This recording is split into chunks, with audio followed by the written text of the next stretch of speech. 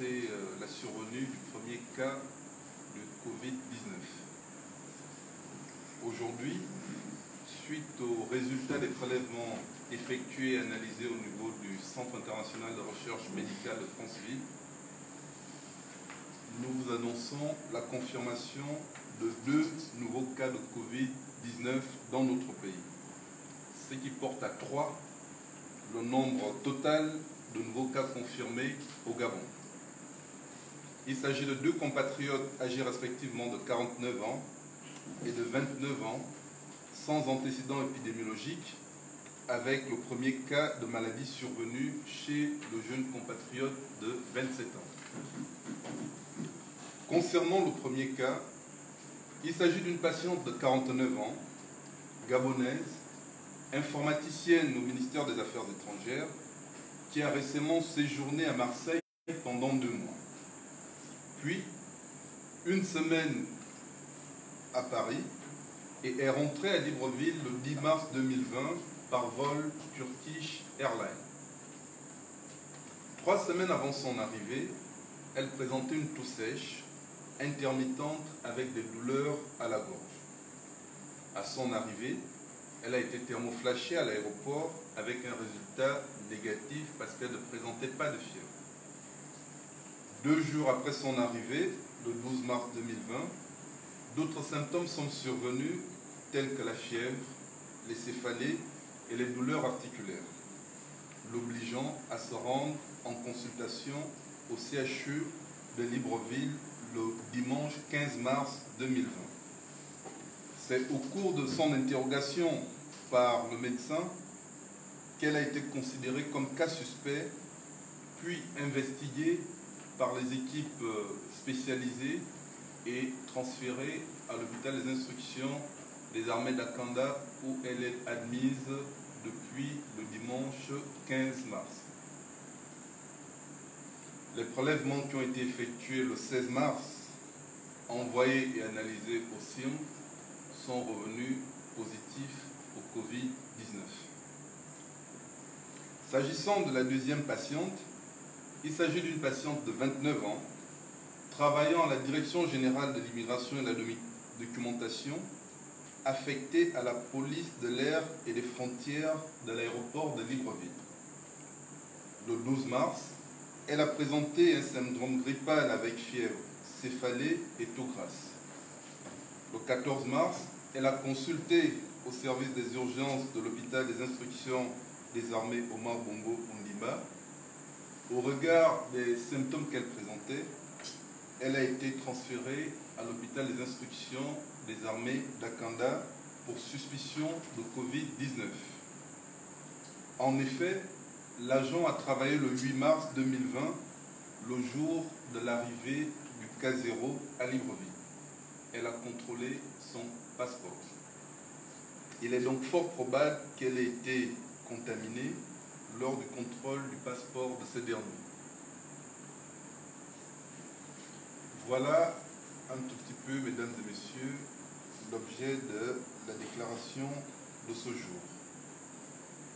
Depuis l'annonce de ces 2 cas, il faut simplement dire que le gouvernement, les équipes sont sur le terrain à la recherche des cas contacts, aussi bien pour ce qui est de l'agent de la PAF que pour l'agent du ministère des Affaires étrangères. À l'heure où nous sommes en train de faire ce point de presse, les équipes sur le terrain pour rapidement identifier les cas contacts et les mettre dans des structures d'isolement pour éviter, pour freiner la propagation de cette épidémie, de cette pandémie dans notre pays. C'est pour dire que le gouvernement, la cellule de veille, la cellule de riposte s'investit 24 heures sur 24, je peux le dire ainsi, pour essayer de faire preuve de transparence dans la lutte contre cette épidémie, mais également de faire preuve de vigilance par rapport à la situation actuelle. Donc, vous comprenez que les mesures qui ont été prises hier lors du Conseil des ministres étaient des mesures justifiées. Parce qu'aujourd'hui, nous avons 3 cas, nous ne savons pas ce que demain nous réserve. Donc nous devons tous, vraiment tous de manière unanime, être solidaires par rapport aux mesures qui ont été prises, mais également les appliquer. Parce que le Premier ministre le disait tout à l'heure, nous sommes également en phase de guerre contre le Covid-19. Hier c'était 1, aujourd'hui 2, que nous réserve demain. Donc voilà un tout petit peu ce que je tenais à dire par rapport à la déclaration du jour et sensibiliser la population en disant qu'il ne faut pas céder à la panique. Nous avons pour l'instant des cas, 2 cas importés, je dirais même 3, parce que la dame de la PAF, pareil, elle a été en contact avec le cas 0. C'est ce qui est certainement à l'origine de sa contamination. Donc pour l'instant, nous n'avons pas une épidémie communautaire pour dire qu'il y ait aucune psychose s'installe au sein de la communauté. Et nous vous demandons de faire preuve de vigilance, de faire preuve de prudence, d'autosurveiller. Et nous apprécions le fait que, de manière spontanée, les personnes elles-mêmes font cette démarche en disant qu'au décours d'un séjour récent à l'étranger, se sentant mal, elles se sont rendues dans les structures sanitaires. Mais normalement, ce n'est pas ce qu'il faut faire, parce que dans les fiches de communication, dans tout ce que nous avons élaboré comme support de communication, on demande aux gens de rester chez eux. Appelez le 1410 pour qu'une assistance médicale leur soit donnée.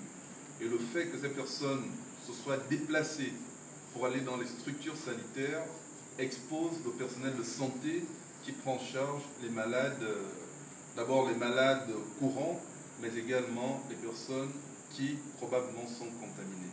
Aujourd'hui, les médecins qui ont été en contact et le personnel paramédical qui a été en contact avec cette dame de 29 ans qui a consulté au CHUL le dimanche sont aujourd'hui mis en quarantaine. Il en est de même pour l'équipe médicale de l'hôpital des instructions des armées Omar Bongo Ndimba qui a consulté cette dame de 49 ans. Donc les dispositions sont en train d'être prises, une équipe est sur le terrain et véritablement, une fois de plus, nous vous demandons d'appliquer les mesures qui ont été prises.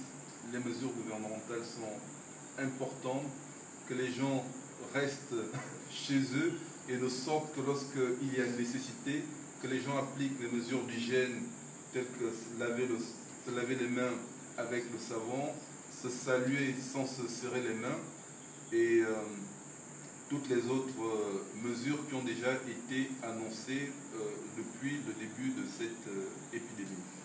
Voilà, je vais d'abord m'arrêter là et prendre quelques questions pour échanger avec vous. Première question. Bon. Allez-y. Merci beaucoup, monsieur le secrétaire général. On constate quasiment que tous les cas de Covid-19 sont naturellement importés. Pourquoi fermer partiellement les frontières? Pourquoi ne pas faire comme d'autres pays africains qui ont définitivement décidé d'arrêter le trafic avec l'international, notamment l'Europe et l'Asie, où les cas sont très élevés? Deuxième question. Oui, allez-y. Alors, ça fait 2 cas supplémentaires de Covid-19 détectés au Gabon. Et là, vous venez de dire que les médecins, le personnel soignant qui a été au contact de ces personnes ont été mis en quarantaine. Quid des personnes qui vivent dans les mêmes domiciles que ces personnes-là? Est-ce que tout de suite, on ne pouvait pas déjà les prendre, elles, et les placer en quarantaine? Parce que ça ne fait aucun doute qu'elles ont été tout de suite au contact de ces nouvelles personnes. Troisième question.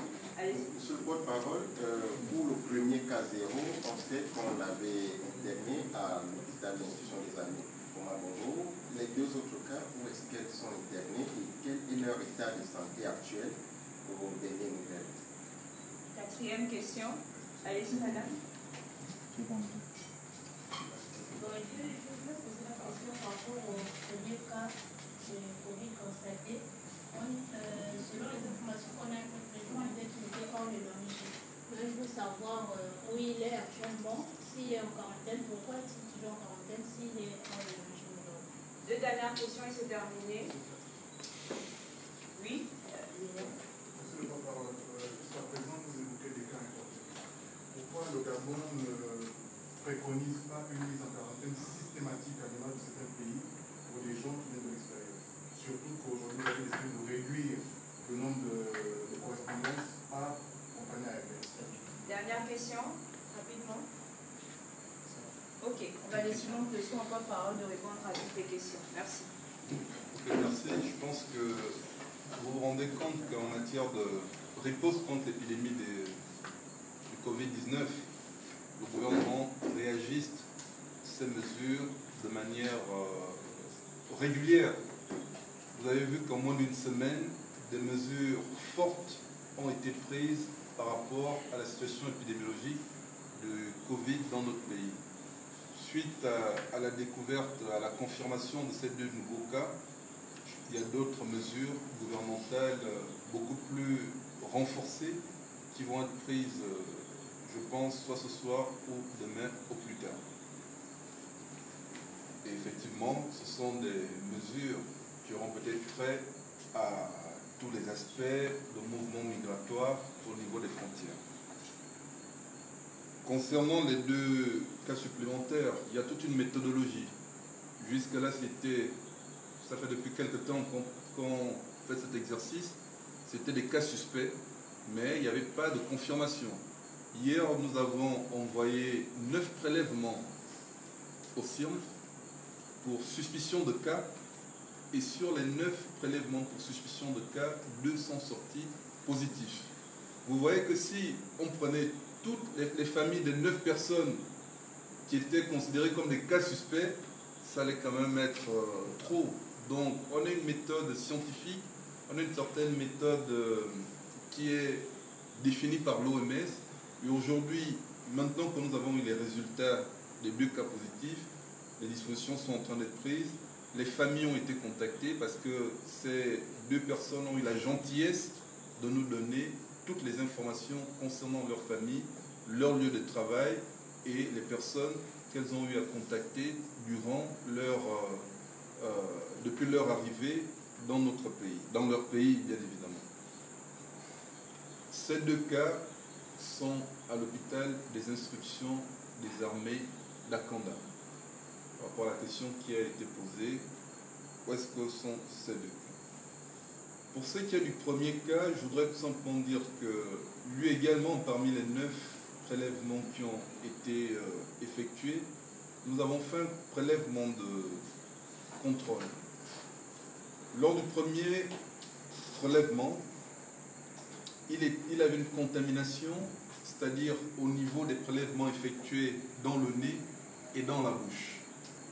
Parce que pour ce qui est des prélèvements, il y a des prélèvements qui sont effectués dans le nez et des prélèvements qui sont effectués dans la bouche. Les résultats d'hier par rapport au premier cas montrent une stérilisation des prélèvements du nez. On ne trouve plus du Covid-19 dans son nez, on trouve encore quelques traces de Covid-19 dans la bouche.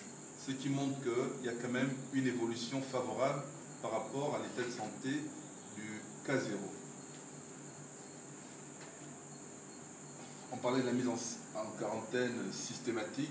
Comme je l'ai dit, il y a les mesures gouvernementales sur la mise en quarantaine qui avaient déjà été prises.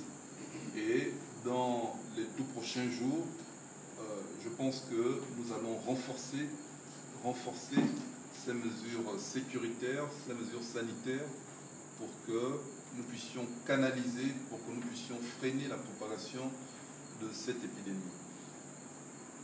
Le message, il est simple, c'est vraiment de rester calme, d'appliquer les mesures gouvernementales. Nous nous rendons compte que beaucoup de gens ne respectent pas ces mesures. Beaucoup de gens continuent à errer dans la ville, dans les bars, parce que tout simplement, ils se disent que le coronavirus ne tue pas le noir. Mais ce sont ces fausses informations, ce sont ces fausses rumeurs qui sont à l'origine de la propagation de cette maladie dans plusieurs pays. Donc, faisons véritablement preuve de sagesse, faisons preuve de responsabilité pour que nous puissions tous ensemble freiner la propagation de cette maladie dans notre pays. Merci au porte-parole. On se donne rendez-vous à demain pour un point de presse 17h.